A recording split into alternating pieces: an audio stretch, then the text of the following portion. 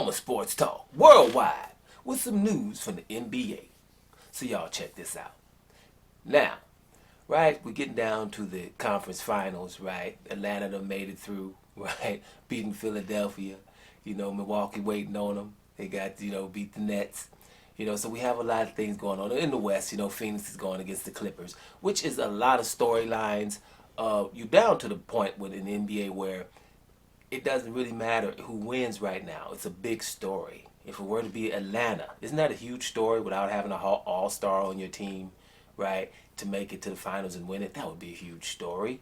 Milwaukee Bucks, Giannis Antetokounmpo, probably making it for his first final. He'd start becoming, back into the best player in the NBA and being able to do it with that team and building a team behind Milwaukee and staying in Milwaukee and not going to another team, having players to come to Milwaukee and build that team. And that's the first time they win since the 70s, right? Huge story, right? The Clippers, we don't have to even say nothing about that. The Clippers, they got a Clippers curse. I would have loved to have the Clippers that at least went to a conference final or went to the finals in the Blake Griffin era. I really would have. During that time, I didn't miss any games. Come on, man. That was a nice show with him, DeAndre Jordan, and then Chris Paul. But that didn't happen. Jamal Crawford coming from the bench and stuff like that. Awesome time. Then Clipper curse. It hits all the time. This year with the injuries. So if the Clippers were to do it, it would probably be the biggest story, to be honest with you, right? And Phoenix hasn't won for a while. And for them to do that, you have the Chris Paul element there who hasn't won, so him getting over the hump. So everybody has a good storyline if they were to win the championship at this point. You probably still have your favorite who you would like to win, but anybody to win, you kind of inside is like, hey, that's good for them, because it wasn't somebody who we thought. The Nets are out. They had all the offensive players, right? And everybody had injuries. They had injuries massively. But they did not win it. That was somebody who I didn't want to win, just for the simple fact they got three of the best players in the game together, right? And then you start not going for them. But other than that, anybody who would have won, even if Utah would win it, they were in it for a while. That was a good thing. So the Lakers, for most people, I'm a Laker fan, LA, but they're not there either. So whoever wins, it's a good scenario. Now, let's talk about Ben Simmons in Philadelphia. Seems to be the topic. Ben Simmons has to leave Philadelphia. He doesn't fit. He's got a phobia going on in terms of shooting the basketball and the free throw thing going on, just like Giannis with the free throw thing. We'll get to it. He's got to leave, and most of this is his fault, is what we're hearing. As a coach, right, or anybody who's coached anybody, you have a different perspective.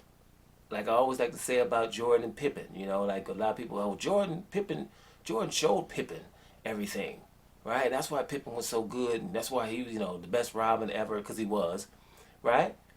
But Jordan showed him stuff. You as a trainer or anybody out there, you can show a whole bunch of people stuff, but everybody can't do it, right? You know what I mean? So it's like you can show a whole bunch of stuff. You go dance trainer, you show people dance moves, everybody's not going to learn them, right?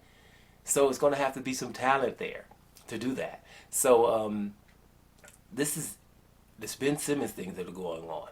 It's the second time I'm seeing in the playoffs where you're looking at the coaches, the coaching staff, and you're saying, well, these people, someone has to be thinking about these things. So you don't want to be like, hey, stuff that they don't. So you kind of back off and we'll get on the players, but we don't get on the coaches and the coaching staffs, right? It's almost blasphemous. How can I say anything about Doc Rivers, as much as I love and revere this man, right?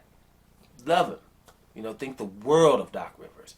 But him and his coaching staff, what happened to Ben Simmons is their fault. And damn near totally. Now, Ben Simmons, you shouldn't have let allow this to happen either with the confidence coming through. But the simple fact of Ben Simmons going through a whole season without shooting the ball, right?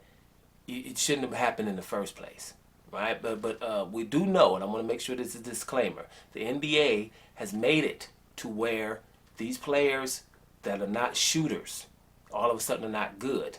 We're talking about Russell Westbrook, the most triple doubles ever, showing that you can do everything. That's the ultimate stat, right? He has the most in history. He had problems. People are not thinking he's all that great. You can't win with that, right? Giannis Antetokounmpo. Oh, well, in the playoffs, he just can't shoot. They make a wall, and then all of a sudden he's ineffective, right? Right? These are the best players the NBA has to offer. And Ben Simmons is right there with these kind of guys. Him, Westbrook, and Giannis Antetokounmpo. But because they're not great shooters, then all of a sudden they're not so great anymore, right? Yeah, and to put them boys in the 80s and 90s, and they're all that. We got to remember, when LeBron came, he wasn't really a shooter. Magic Johnson was never a shooter, had a set shot. We talking about Magic Johnson saying he's got to move and stuff. He played just like, damn near like Magic Johnson, right? Magic Johnson wasn't, shooting too many. He just shoot when he really, really had to, right? All this shooting, but you do have to shoot the ball from time to time to gain some respect and to go past somebody, right? But when it comes to Ben Simmons, well, you were talking 6'10", I don't want to put 6'11", 6'10" is enough, and ambidextrous. There's no way that you have him only on the perimeter.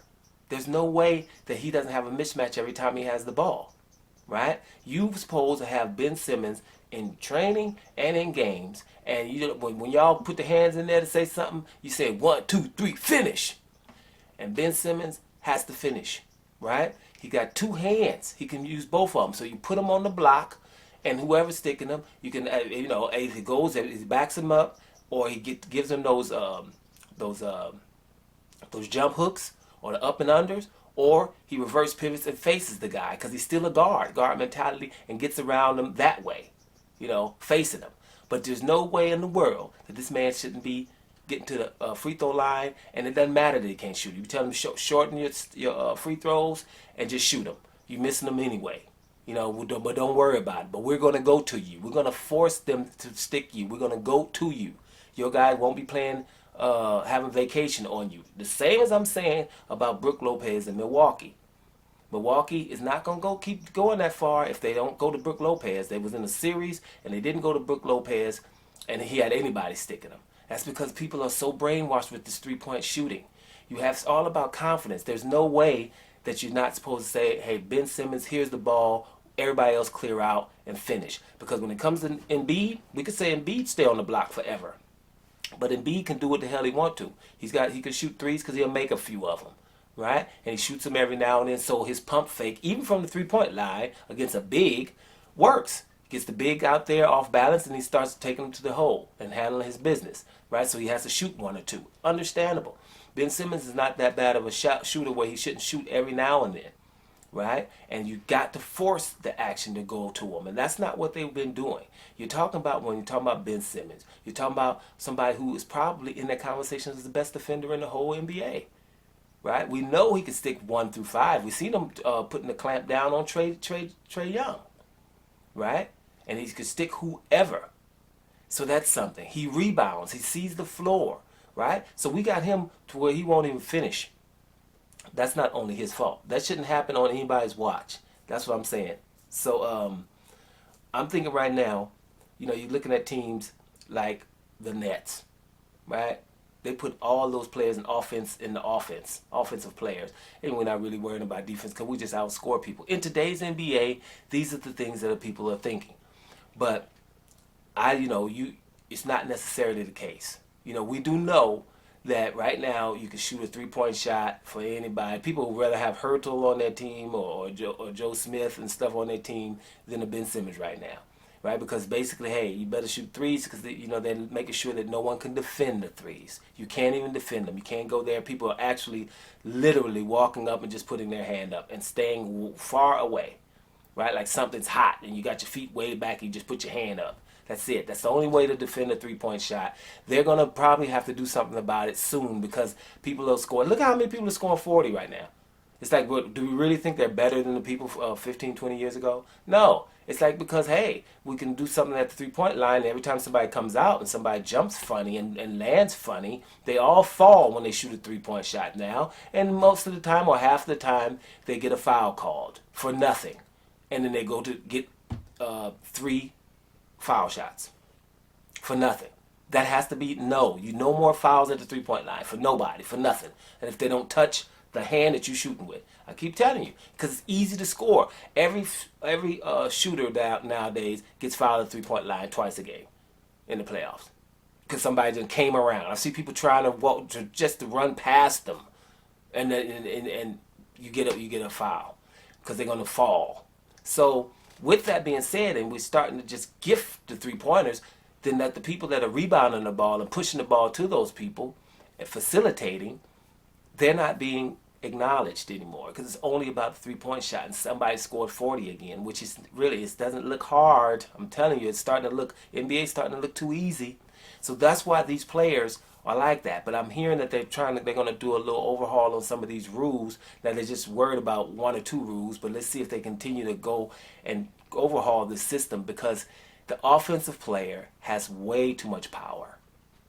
They've making it too easy, and the defenders are just really. If you want to see how whack NBA looks right now, well, in the playoffs it won't look as whack as the regular season, but just literally watch what the defenders are doing. They basically can't do anything. There's no way bigs when little dudes are coming in the middle, a big can't push him out of the way. It could be flagrant fouls easy, so you can't intimidate. You can't, there's no reason for a little Trae Young not to go into the middle because can't nobody do nothing. In the 80s, he would think about that.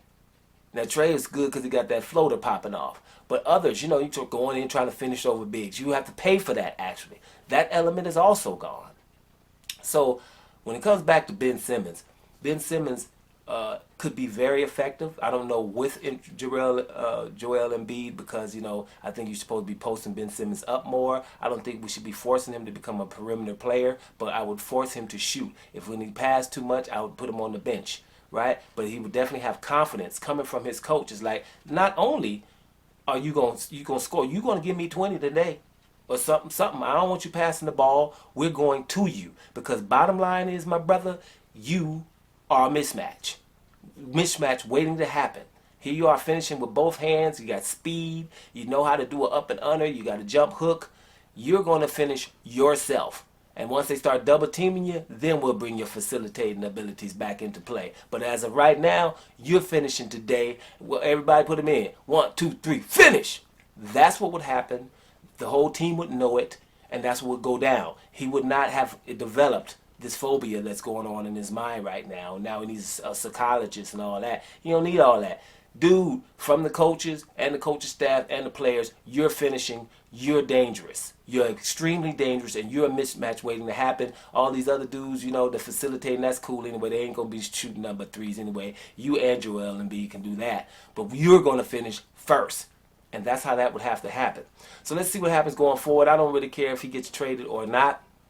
I just want to make sure that people understand Ben Simmons is a great player. He's not only a good player. There's other things to basketball than just shooting the damn ball. They're forcing people to believe that that's the only thing you have to do.